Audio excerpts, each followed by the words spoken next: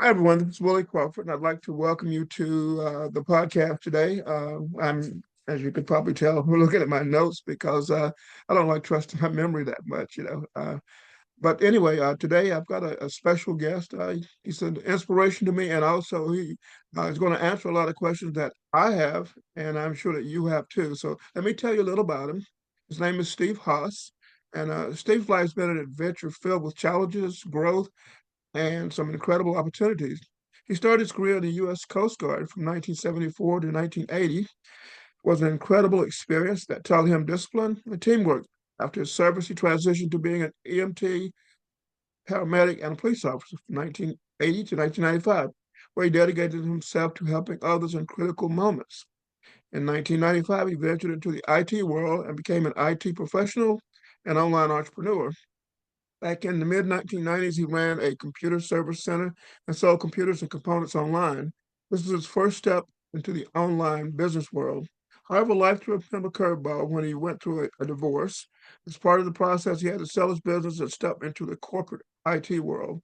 He worked hard and did well until the mid 2000s when another set of challenges came his way. The Great Recession hit in 2010, and he found himself unemployed, out of savings, and struggling with debt. He even faced the terrifying prospect of hopelessness. But in the darkest moment, he didn't give up. With a little faith and a lot of perseverance, he found his way back. And opportunity came through with a connection with an internet marketer he'd been following, not me. He started by providing tech support for a product launch and did so well that it opened new doors. Eventually, he managed a tech support team and even co launched an SEO, software as a service platform, that became a success. From there, he discovered his passion for creating and launching products. He became an affiliate marketer and consistently ranked in the top 10 on leaderboards, but not everything was smooth sailing. He encountered challenges with email marketing platforms, rejecting his business model, which led him to a pivotal realization. He needed to create his own solution. Using his background in IT, he built his own email servers and developed email marketing software. He began helping others in the same situation, and in 2018, SMTP Depot was born. Today, SMTP Depot is a thriving business that provides email marketing services to a diverse range of clients, including digital marketers, real estate agents, publishers, entertainers, and more. Life has taught him resilience and adaptability. He turned challenges into opportunities and found ways to grow even when the odds seemed stacked against him. Now he's passionate about helping others succeed, whether it's through email marketing or sharing the lessons he's learned along the way. Steve, welcome to the podcast. Thank you, Willie. Appreciate that build up. That was really nice. Thank you. Well, your story reminds me a lot of myself, including the challenges that you mentioned with email marketing, which is why I wanted to do this interview with you.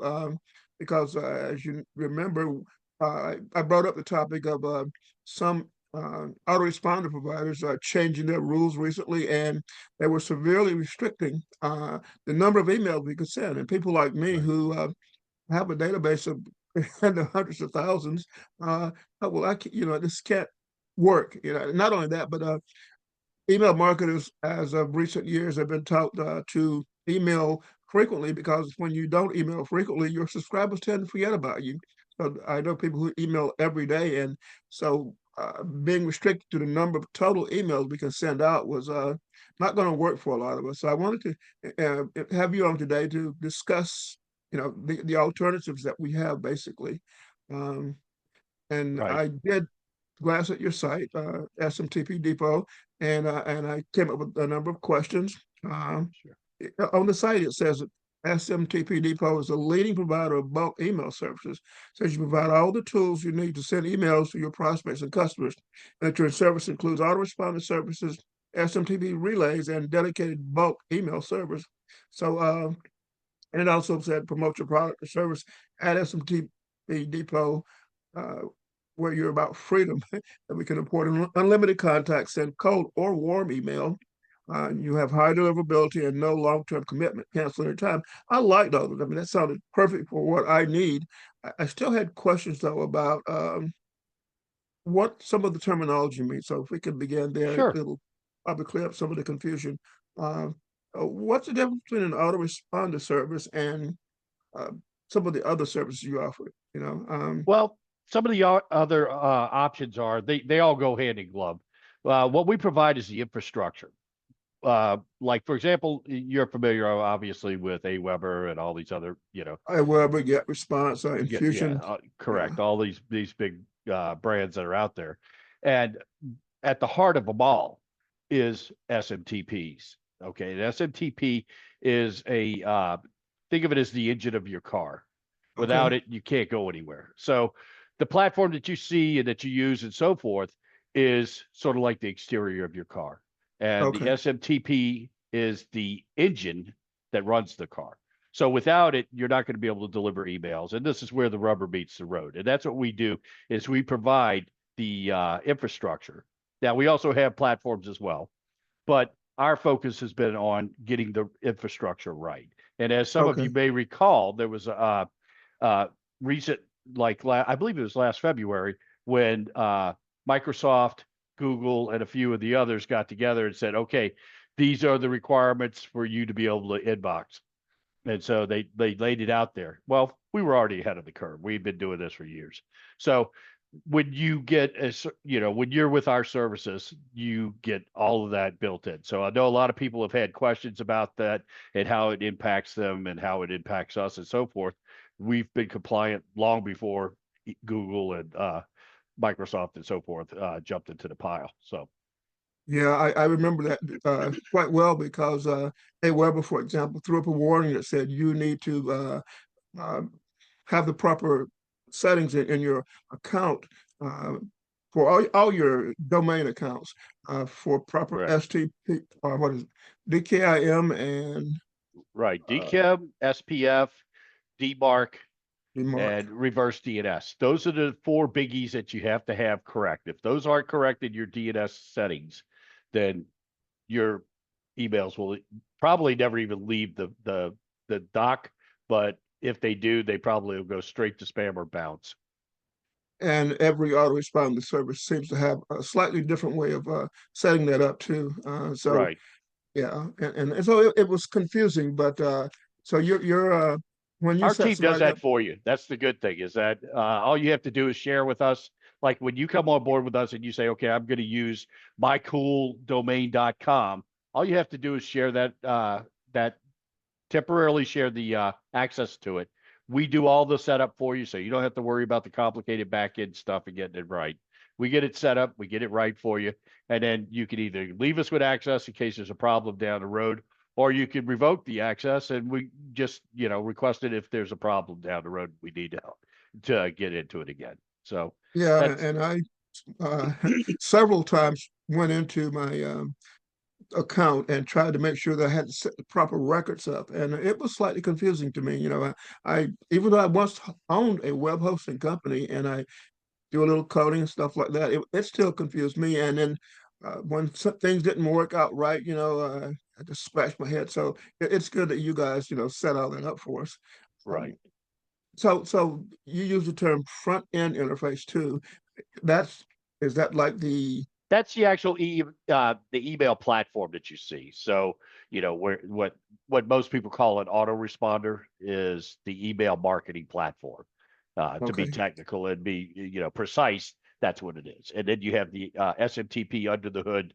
The email marketing platform is the front end. So that's what you use. That's what you interface with most often.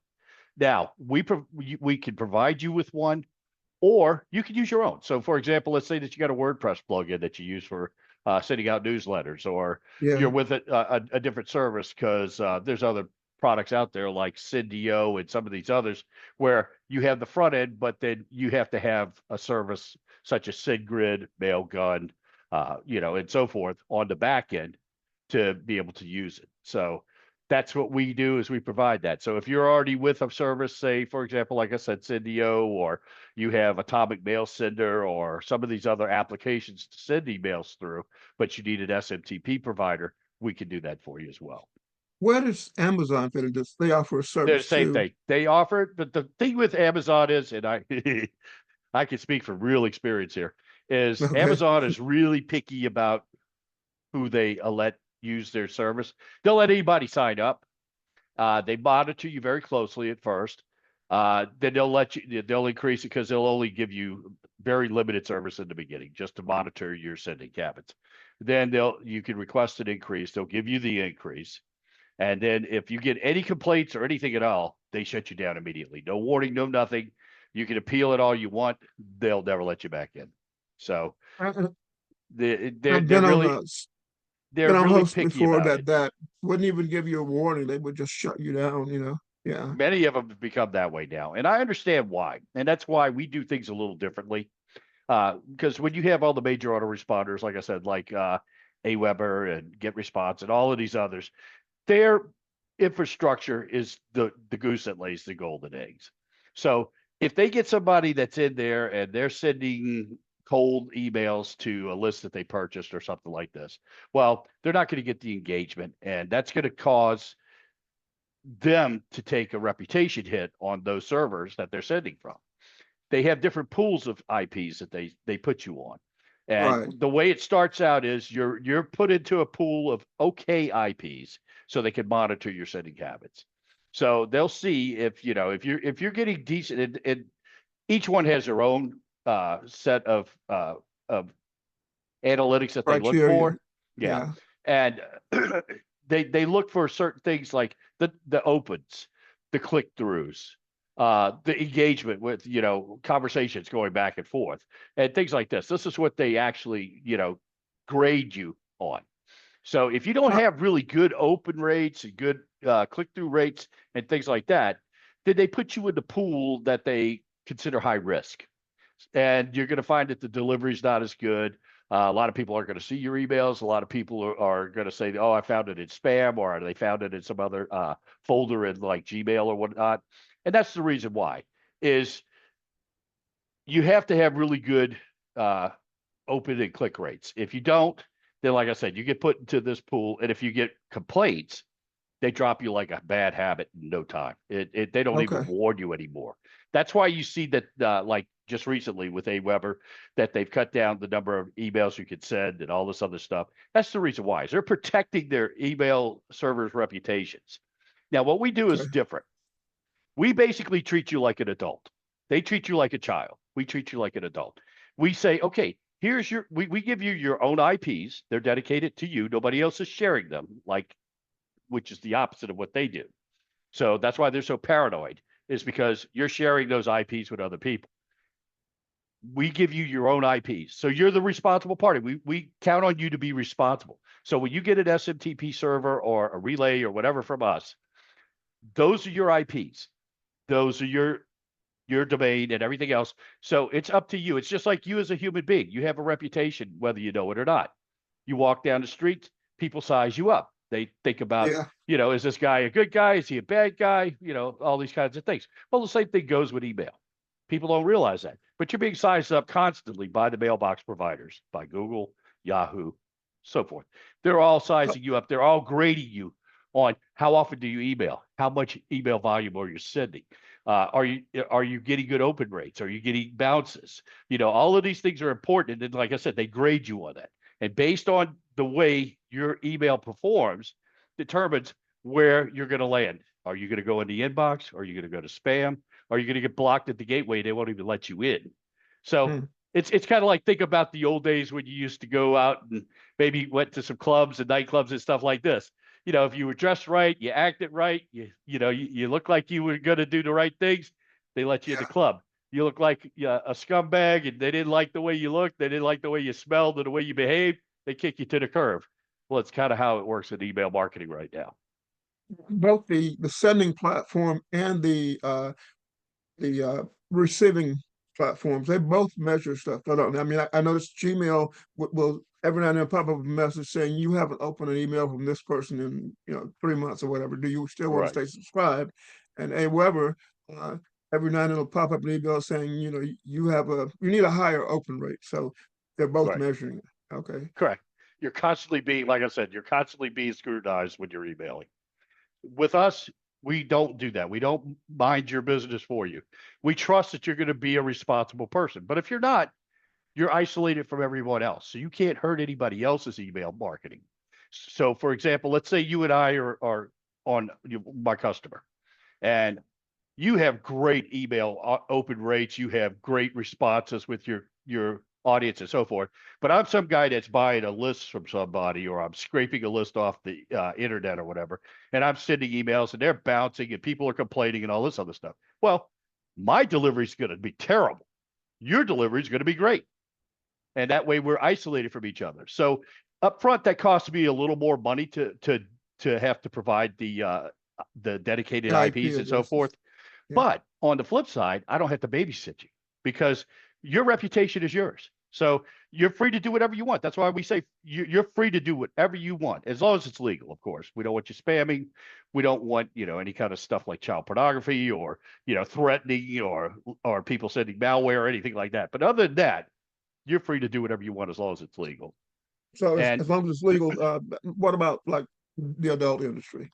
you can do that too. Just don't send anything graphic. Oh, You okay. could, I mean, you could say that, you could send them links to a website or whatever, but nothing graphic. Because if it's super graphic, now, I mean, it can be a little risque, but not graphic. Okay. PG-13 is okay, but anything above PG-13, we're going to have a talk. Not that I'm in that industry. I know people in the industry. Me That's too. I actually have clients that are in the industry, but okay. that's one of the things that, and usually we'll have a conversation prior to them signing up just so that they understand what the limitations are. And those are the Okay. limitations. So getting back to the different options, I looked at the options available and I asked myself, do I need an STP server or do I need the autoresponder? What do I need? And my database is several 100,000, but and I noticed you had some packages that said if you got 10,000 or less list members, you got one price, and up to 20,000 is another price. That's for the autoresponder services, basically. That's for the SMTP relay services. Those are the Okay. relays. And as a matter of fact, we're going to give everybody a link to your page after Okay. we get started here that addresses all of that. But you have the SMTP relays. What those are for people that are usually lower volume, don't send a lot of emails, don't have large lists, and so forth. Now, the dedicated SMTP servers or email servers, those are for people like you. Those are guys that have like 10,000 plus on their list, and they actively email them, say, at least 3 times a week or more. And those are people that really qualify for a dedicated server. And those are based, you have unlimited sending, you have unlimited subscribers. You can send this to as many as you like. The only thing that restricts you on those is the actual physical capabilities of the SMTP server. And that's a Okay. And complicated formula based on the number of IPs you have, because we issue you dedicated IPs in rotation. You'll have one public IP, which is the one that, will be the one that most people will see, or most mailbox providers will see. And then we give you what's known as failover IPs, and those range from anywhere from 4 on up. I have clients that are really huge publishers. Okay, they're magazine publishers, and right. they have right now 8 servers with us, 8 of our high end dedicated servers, and they have over 256 IPs in rotation.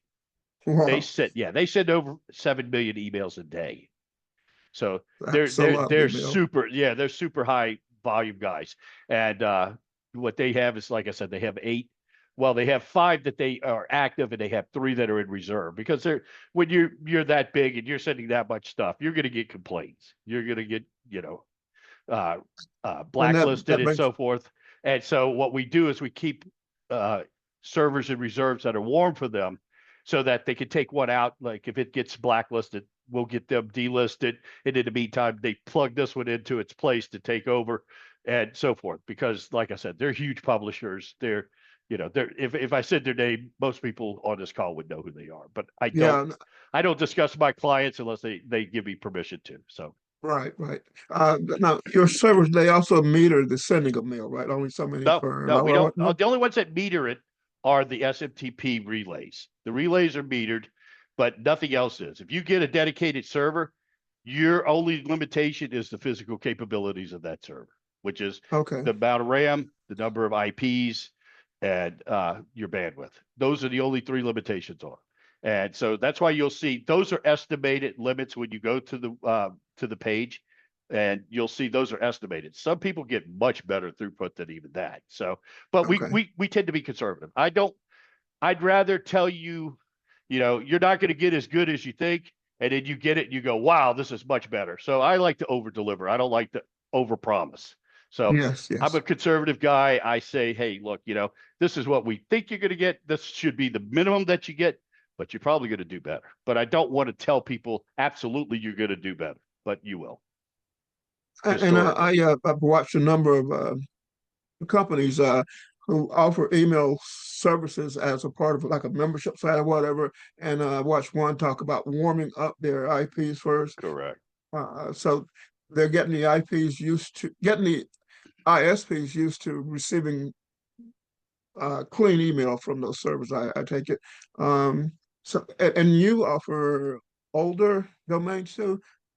We do. We actually, one of our sister companies is the .com Pros, and what they do is, well, what we do is we go through painstaking detail to find domains that have dropped that have history. They're all .coms. There's not even .nets or .orgs. They're all .coms. They're all high value domains, and they've all got good reputations and so forth. So that kind of gives you a leap ahead when Okay. you're because if you get like a brand new domain, and especially if it's a .biz or a .info or whatever, your delivery is not going to be that good. I can tell you that up Okay. front because those are known for being uh, hacker and spammers. So Okay. the mailbox providers, they have algorithms. Okay. It's not like some guy sitting around here, looking at a computer watching what's going on all day. These are all algorithms that are in place. So these are robots that are figuring out, are you a good sender or are you a bad sender? But you're right. You have to warm these IPs up because they have no history. And even if, because there's been people that have come to me and said, you mean to tell me that you can't warm up those IPs and I could just take over and start sending? I said, I could do that, but the difference is going to be is what I warm them up with and what you start sending are two different things. So that reputation that I develop for you up front will go right out the window the first couple of times you email. So there's no point in us warming them up for you because we don't know what kind of information you're going to send. We don't know what your engagement's going to be like or any of this other stuff. So if we go through the painstaking process of warming up, because this takes at least a month and it takes, a lot of work and increasing it gradually and so forth to get it to the point to where your delivery is going to be good. So to do that takes a lot of effort. So we'd have to charge more to do that, obviously. Okay. And then Makes sense. and then on top of that, like I said, you could destroy it with just one email blast. So we just found because I did try that at one point because I did have a lot of people that were asking for that. They're like, well, I need to be able to send right away. I don't have time for a warm up and yada, yada, yada. And I'm like, okay, well, let me try that. And that's exactly what would happen is they'd send like 2 or 3 email blasts and ruin the reputation of the server. And so Okay. it was a pointless effort. It was a lot of work. And at that time, I did charge extra for it. And, it was just a lot of work for nothing. So I And learned the you hard use way. the term drop domains. For the listeners, a drop domain is well, every day over 100,000 domains aren't renewed by the person that owns the domain for whatever reason, and Hmm. those domain names become available to the general public to purchase. And Correct. so, but you don't know the reputation of those domains. You don't know what the person was using it for, and you're saying you go through and Correct. painstakingly make sure that it doesn't have a bad reputation. Exactly. We go back through like archive.org and so forth and check to make sure that they were never spammers, they were never scam sites or even gambling sites or porn sites or anything like this. We make sure that they're clean. We make sure that they're not blacklisted. And so that's why they're high value. I mean, sure, you can go register a domain with GoDaddy for $10, Yeah. but it's a brand new domain. These are established domains. Some of these domains are well over 20 years old. And, for whatever reasons, their owners let them drop. Maybe they passed away. Maybe they forgot about it. Who knows? But their loss is our gain. So that's what we do is we have algorithms that are designed to pick up on these types of domains when they drop. Then we have a team that goes through and actually visually checks to make sure these domains are solid. And then we get them evaluated and valued. None of the domains that we sell are valued under $500, but we let them go Okay. for 127. So And we think that's a fair price because of all that's involved in it. So, Yes, it is a fair and that price. includes transfer fees and everything. Okay. Yeah, I buy and sell domains regularly, and I use a number of tools to determine the value of them, and yet the honest value of a domain name is what someone's willing to pay for it, Exactly. or what you're willing to get forego to hold on to it. So it's Exactly. but you mentioned something else. You mentioned looking at warm versus cold list. A warm list is somebody who knows you and everything. So a cold list is Right. just where someone purchased something. Exactly. A cold Could list it? is like, for example, let's say you went to a lead broker or a list broker. You'll see people advertising all the time. You'll probably even get spam emails that say, million emails for $500 or something like this. Well, that's all well and good, but I'm gonna tell you right now, and I get people that do this all the time. They think, oh man, I'm gonna make a fortune. So I'm just going to buy this huge list, of a million emails, and I'm going to, get your service, and I'm going to just blast them out and all this. And they think that they're going to make $1 million. Well, here's the reality. Okay. You can do that. I mean, I'll let you do that. I won't stop you.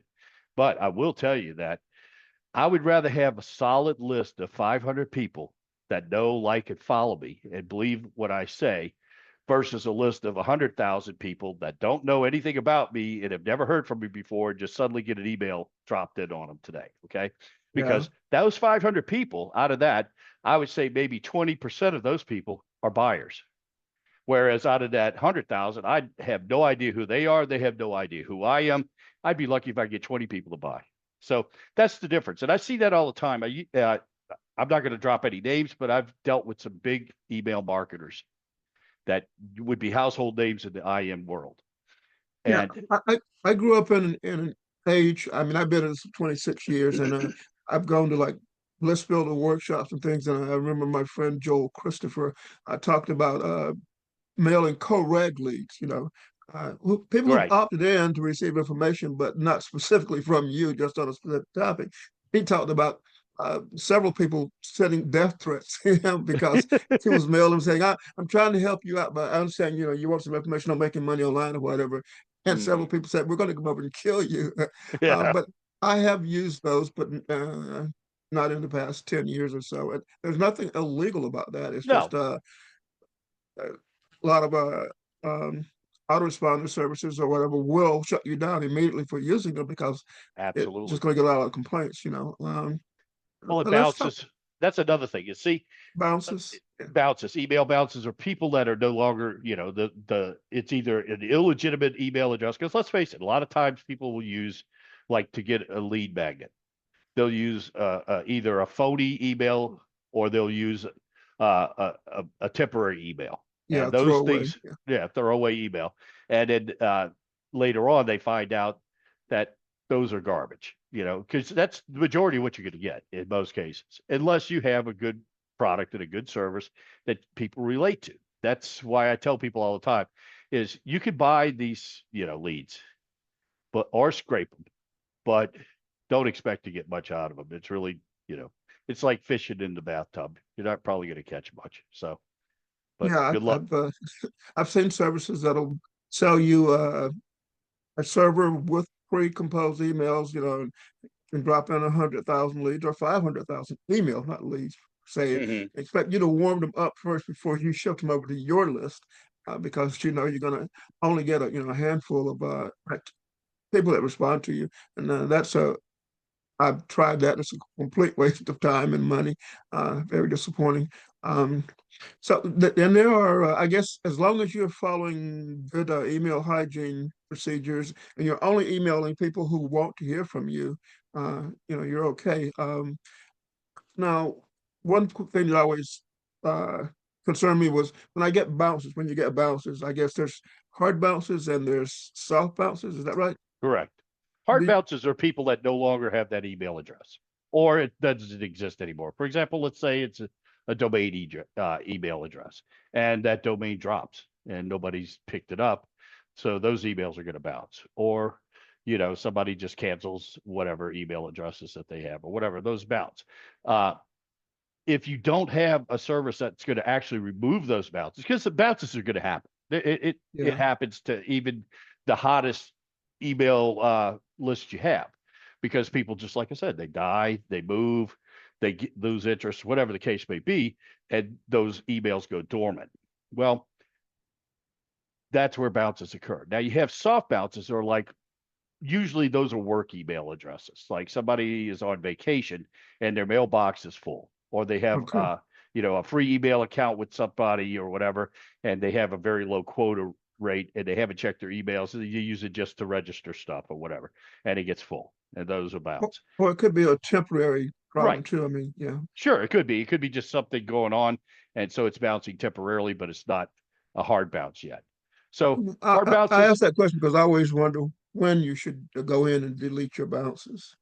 Well, with our software and our services, the way we set it up is it automatically does it for you. So you get a Okay. bounce, it goes into what's known as a suppression list or a blacklist, and you'd never email it again. Now, if you know for a fact that that was a mistake, like it's a friend's email address or whatever, and they were tinkering around with their computer at the time or whatever, and they accidentally took their domain down or whatever, and you just happened to email them at that time and it bounced, and it came back as a hard bounce and they were removed. Well, you can go back in and you can take them out of the blacklist and put them back in as an active email subscriber, or you can petition us to do it. And we'll do it for you. But that's usually a rare situation. So usually But a hard bounce is there. It's either a fictitious email address or it's no longer a valid email address. That's why I tell people, usually if you have an old email list, you haven't emailed in a while or whatever, it's a good idea to put it through a verifier, an email verification service.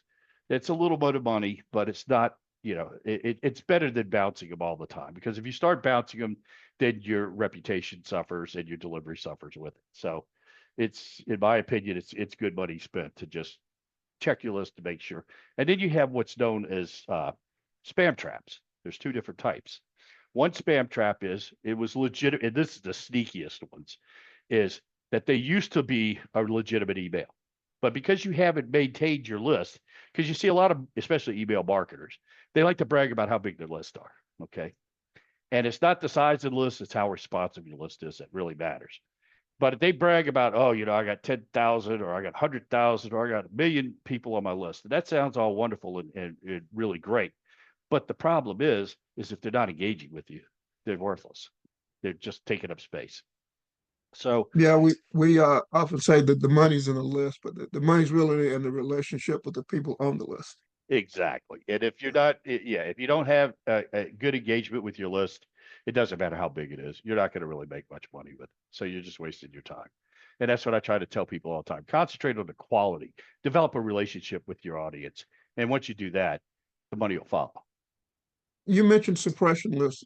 Do you build your software build a suppression list Yes, automatically? it automatically does it. So if you get a complaint, it automatically goes into that, so you don't engage with them again. Same goes with bounces, hard bounces. Now, soft bounces, like I said, that could be anything. The software will automatically try up to 5 times to email that email address before it'll Okay. consider it a hard bounce. So, but some software, it just depends. That's how we do it, is we program it to do it after 5. Some people 3, some services once. So it just depends on the service. Because like I said, a lot of these major services are so paranoid about their sender reputation of their servers and their IPs that they're overcautious. That's why they'll just drop you. Matter of fact, I pick up clients all the time that'll tell me, "Oh, I was doing great with AWeber. I've been with them for years, and then just suddenly out of the blue, no notice, boom, I was gone." It's like, Yeah. yeah, that happens And a lot. I know several autoresponder companies that they don't want people who send more than a certain volume of email. I mentioned, I was looking at my notes because I mentioned confusion, Infusionsoft. I mean, Yes, they basically don't really want somebody who's going to send emails every single day and just slam people with emails. That they prefer corporate client or whoever, somebody who's only going to send emails infrequently. I right. understand that. Yeah. Or So transactional emails for, like, registering software or taking a course or something like that, where it's a transactional type situation. They love those because you hardly get any complaints on those and you very rarely get any bounces. But it's marketers that they really don't want. And that's why people that are in the internet marketing space, especially, or digital marketing or multi-level marketing or anything like that, be on the lookout, because most of these big companies are not going to let you stay on their service for very long unless you have really excellent engagement with your audience. So that's And when I look at spam, some people would say it's unwanted email, but I look at companies, big major names, the Mhm. Walmarts and Yeah, big name brands that email me all the time, and I'm like, I'm not on their list. So they're hiring some other company to send those emails out. right. Usually it's I look at the from address or hover over certain links and can tell who it's from, and it's usually not from the big companies. So No, there's nothing wrong with marketing that way, I guess. You know, well, it's not illegal to send. Uh, Here's where it gets confusing, and it is confusing. You can read the Can Spam Act for yourself to get, and it's readily available on the FTC's website. But essentially what it is you just need to make sure that your emails all have a physical address. Why, I don't really know. That doesn't make any sense anymore. But you have to have a legitimate physical address in every email, and you have to have a method to one click unsubscribe. Now, a lot okay, of so people so try to someone using hide. a post office box that would not do for the address. They'll let you slide on that, but you're And okay, supposed to have an actual physical address. But most post office boxes are physical. I mean, they're physically located at a post yes, office, which is, technically that's a physical address. Uh, you could also get those shared office spaces and stuff like that, so forth.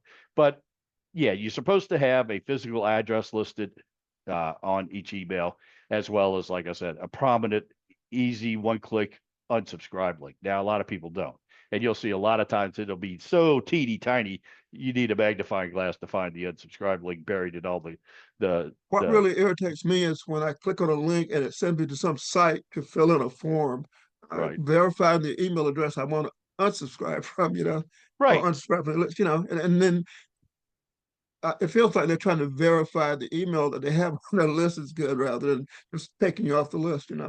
Well, there's a That's lot of shady stuff that goes on. What happens in that case, because I see a lot of this, is it'll be some big unscrupulous marketing group, and what they do is they collect those emails, and then they send them from a different server and from different groups. So yes, technically you just unsubscribed from that list or that server, but they've got 10 other ones right there, and now they know that that's a valid email address, so you get put on a different list on a different server. Yeah, and another word of caution for people who would be tempted to buy lists is you have to realize that list brokers often sell the same list to dozens, if not hundreds of people, up even Exactly. thousands. Yeah. Yeah, there's no exclusive anymore. I mean, I know list brokers. I even have a very close friend that is in the lead business, and I've even asked him. I'm like, Jim, how many times are these leads, sold? He says, well, it depends. He says the more expensive they are, usually the less they're sold.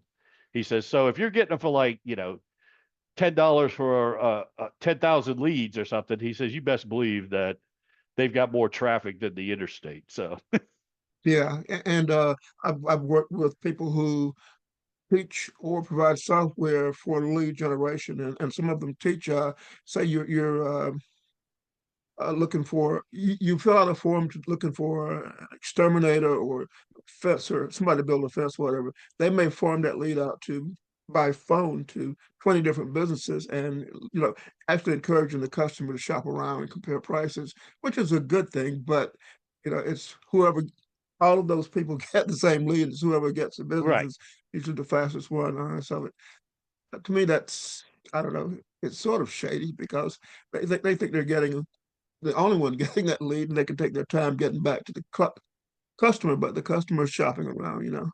right. Um, Yeah, you see that in insurance a lot, especially car insurance. So if you see like some of those car commercials where they're like, "Oh yeah, we have the best rates and all this other stuff," that's what usually happens. Is you fill out this long form where they take you through this process, and then when it gets down to the bottom, you give them your information, your phone number, your email address, and whatnot. And as soon as you hit send, your phone starts ringing, and you start getting notifications that you're receiving emails, and it's because they've sold it to these people, and they're they're like hungry rabid dogs sitting on the other side of the fence waiting for that steak to drop, and you're the Yeah, yeah, steak. yeah. Um, I've gone over most of my questions. I take it that I need probably the full service autoresponder because I'm dropping probably dropping AWeber, even though I have had absolutely no complaints about them until they started limiting my number of sends. I was very pleased with their deliverability and a lot of other things for a long time, for about 15 years. But when I saw how much it's going to cost me to, and not only it's just not just the cost, it's the fact that they won't let me send as many emails as I want. Right. Yeah. Well, here's what I usually tell people to do. If you already have a list and you already have a service that you're using, but you want to jump ship, what I recommend is get a system, get whatever is the appropriate one from us and build your sending reputation on it with your most engaged audience first, and then gradually get rid of AWeber or what get response or whatever, or in some cases just keep a smaller version of the account. So let's say you have 10,000 subscribers on your AWeber list and you move to one of our servers. Then what you might want to do is, I mean, of course, you still want to be able to email with either service just in case there's a problem. I mean, stuff happens. I mean, servers drop offline for some reason or another all the time. That happens. I remember a few years ago, AWeber was down for over 2 weeks. Yeah, So, I think you I know, remember it, that too. you could, you stuff happens, like I said. So you don't want to put all your eggs in one basket. It's always a good idea to have a backup plan, no matter whose service you're using.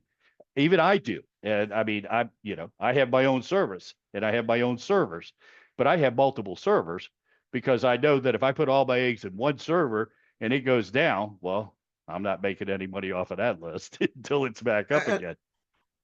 that brings up the question of list backups. Do you teach you recommend that people download their entire database and okay, Absolutely. Absolutely. Keep that's your, I tell people all the time, you don't own social media. So you don't own Facebook, you don't own Instagram, you don't own TikTok or any of this other stuff. They could drop you tomorrow and there's nothing you can do about it except cry. yeah, Whereas an email is your asset. That's something that you work for, that you got, and it's yours. So by all means, back up your list constantly because you never know. Because like I said, some of these services, they're really paranoid now, and they're getting more and more paranoid. And you're seeing it not just with AWeber, but with a lot of them. They're all moving to that because AWeber is kind of like the Gmail. You know, if Google does something first and everybody else follows in lockstep behind them, well, it's kind of like that with AWeber. When AWeber does something, you'll start seeing, some of the other services doing the same things. And I'm already seeing that with a lot of the other services. They're emulating because Google, I think, is what they're doing is they're only allowing you to do 10 times whatever your list is. So if you have right. 10,000, you can only send 10 times to 10,000 people. So that may be great for some people, especially like if you're, like you said, a corporate type of entity or whatever, or, something of that nature.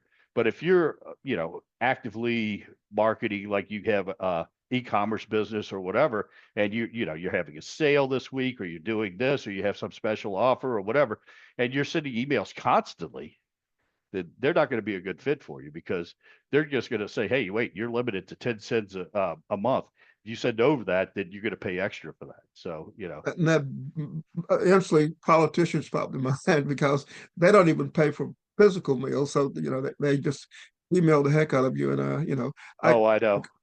I have I'm in a particular party, but I get emailed by the public Republicans and the Democrats and Same the here. Independents. Yeah. Same here. And they're like, we got to do this, we. And it's like, well, I'm not we. Yeah, I'm a exactly. registered independent, actually. Same here. And it's the same thing with SMS. A lot of people think that, oh boy, text messages is the way to go, and that's great. But you want to get people PO'd at you fast instead of a text message they don't want more than once and see what happens. I spend a lot of time typing stop. And Me too. yeah, yeah. So why don't we talk about well, I don't know. I covered a lot of things. I want to send people will listen to this who want to know more about the service over to smtpdepot.com /Willie C, and make the W and Willie capitalized. So it's Correct. WillieC.html. The reason I'm spelling that out is because this is a podcast that'll go out on a lot of video platforms, but I also send it out over about 50 audio only platforms. And so, Right. somebody driving their car want to be able to jot it down or whatever, or somebody out jogging or riding their bicycle in the gym or whatever. So it's smtpdepot.com /Willie, that's capital WILLIEC.html. And where I posted and they allow descriptions, I will write that in the description too. So we'll get the message out to the world because I know a lot of people are very frustrated. Spend all this time building up an email list of people who are actually interested in what you're selling, and then you can't get through a lot of times. It's just Right. Well, see, that's the thing I tell people all the time, and I used to tell them this before I actually started SMTP Depot, is that yes, the money is in the list, and they make it sound like it's just so doggone easy. Everybody just wants to be on your list, and you're going to email them, and you're going to make a fortune, and all this other stuff. When nothing could be further from the truth. It's extremely difficult to get the right email address from somebody, engage with them, and provide them with, because a lot of people that make the mistake of thinking that the more offers you send, the more money you're making. And that's not the truth. The truth is that if you provide value up front, people will reward you by buying from you because they'll know, like, and trust you. But if all you send them is offers, they're going to be unsubscribing from your list as fast as you could say Jack Robin. So yeah. When I first started in email marketing 20 some years ago, the role that we was taught was give, give, then take. We sent out just informational emails. Maybe one out of every 3 to 5 emails was an offer, and today it's every email is an offer. exactly. So, people are bombarded by that. Something else that crossed my mind that went away as soon as it crossed my mind. But yeah, it's about sending the right offer to. Oh, now I know. You also need to time your sendings. You want to send when your subscribers are most likely to be online. I've noticed that when I send an email out at the right time of the day, within 5 minutes, I'm going to get the majority of my responses. It's those people are at their computer, maybe on their lunch break or while watching TV in the evening or something like that, and they respond right away. And then maybe over the next few hours, stuff trickles in. So it's timing.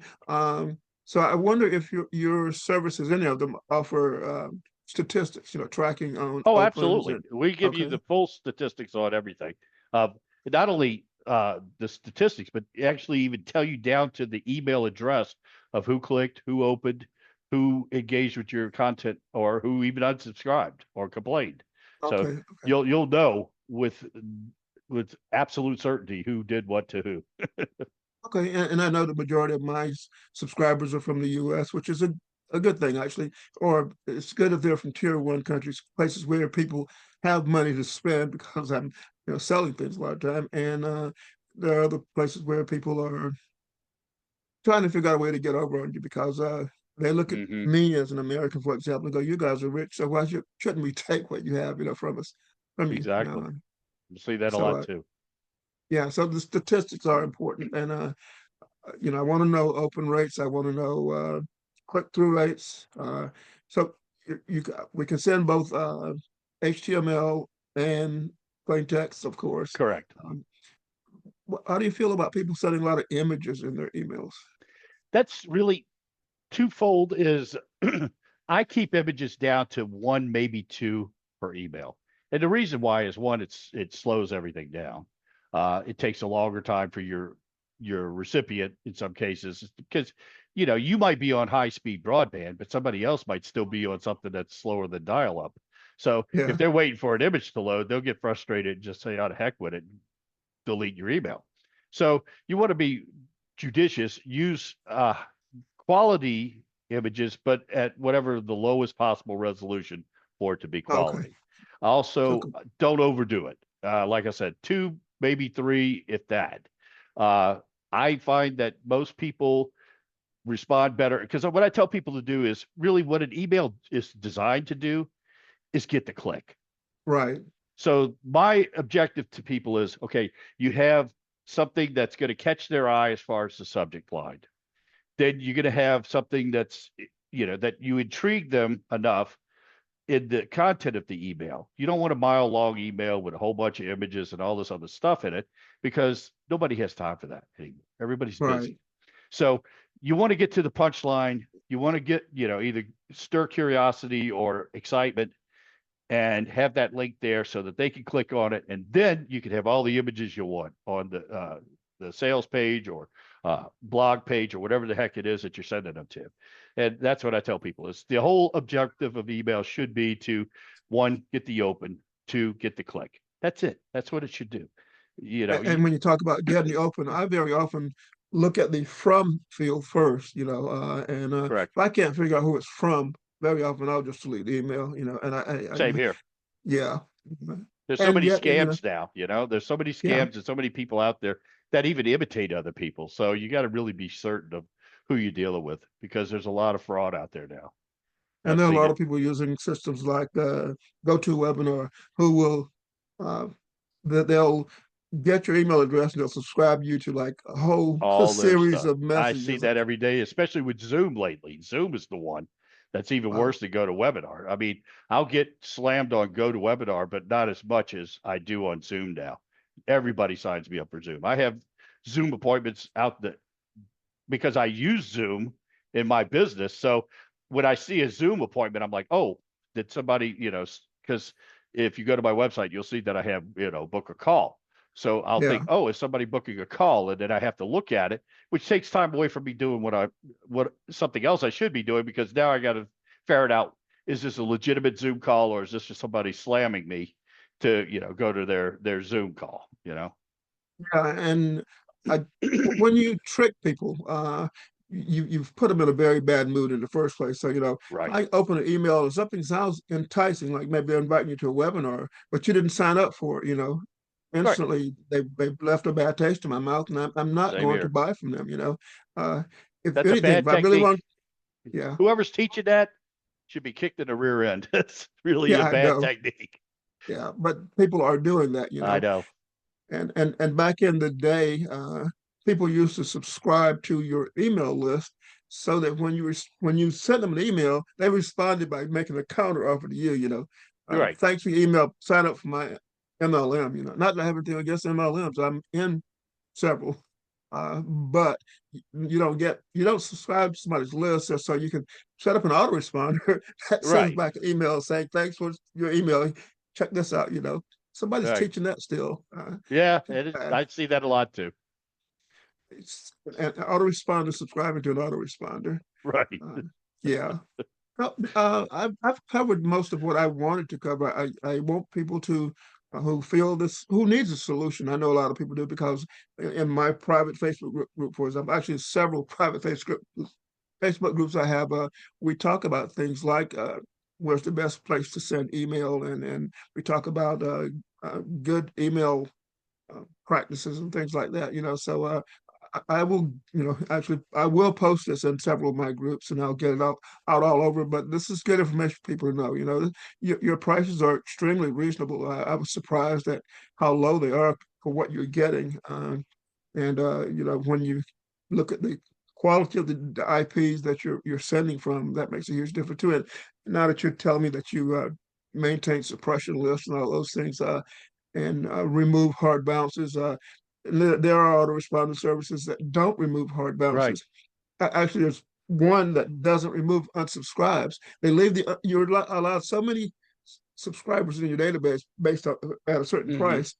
And when somebody unsubscribes, they don't take them out of the database. They just take them out from whatever list they're on. So you still are using up your space in the database, That's unless pretty you go in shady if and you ask me. physically remove them yourself, unsubscribe.